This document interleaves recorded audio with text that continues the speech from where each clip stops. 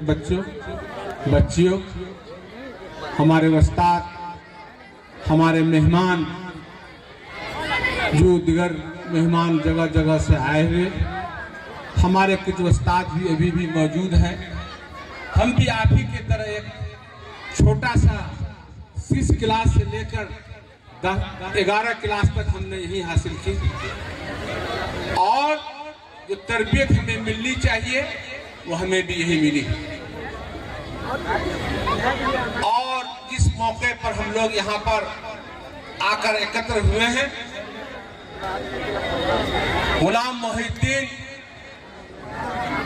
मोहिउद्दीन साहब के और इस प्रोग्राम में मौलाना अबुल कलाम आजाद जिसे कहा जाता है, उनकी यूं में पैदाइश मक्के में हुई, पालन पोषण भी मक्के में हुई। उन्होंने कोई तरबियत और तालीमी मेयार उन्होंने मदरसे में इसी तरह माइनॉरिटी स्कूल में पाई, कोई कॉलेज में नहीं पाई। और हमारे हिंदुस्तान के पहला वजीर तालीम उनको बनाया गया। कई साल तक तालीमी दुनिया में बसे रहे।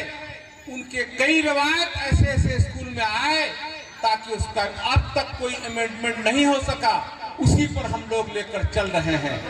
और गुलाम मोहिउद्दीन साहब की शख्सियत के बारे में कुछ भी कहना अपने आप को कमी महसूस होती है।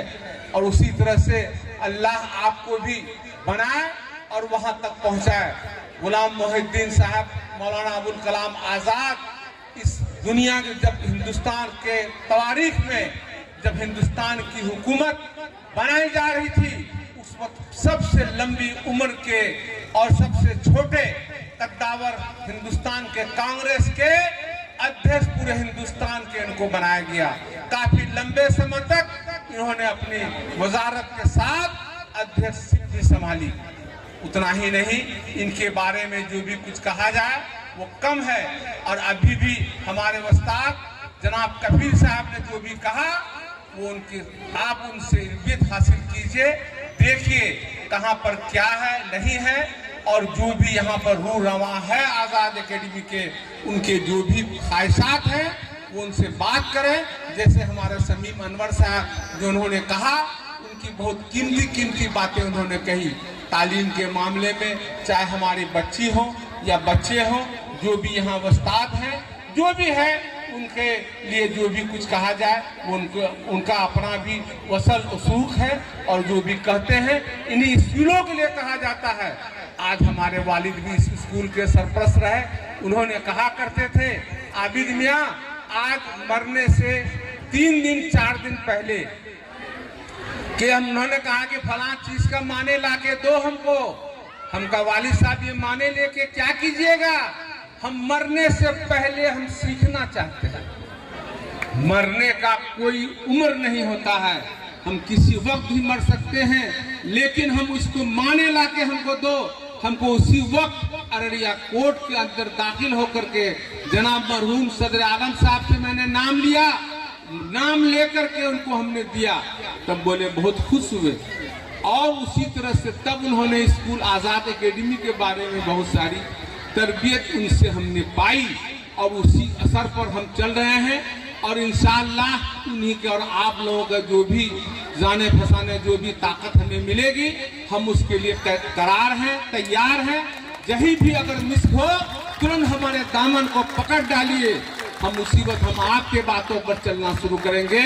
आइंदा हम इंसान हैं आपके तरह, कई भी गलतियां हो सकती है, कई भी गफलतियां हो सकती है, लेकिन जानकर हम इस तरह काम नहीं करेंगे जिससे आम लोगों को नुकसान हो।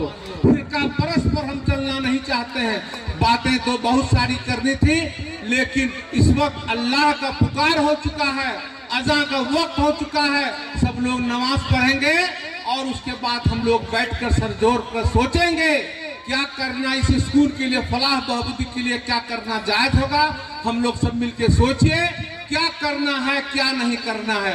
मैं हिदायत दीजिए ताकि हम भी आपके तरह छोटा मोटा बच्चा थे उस वक्त, आज मैं जवान हो चुका हूं और आपके गोद में पला हूं।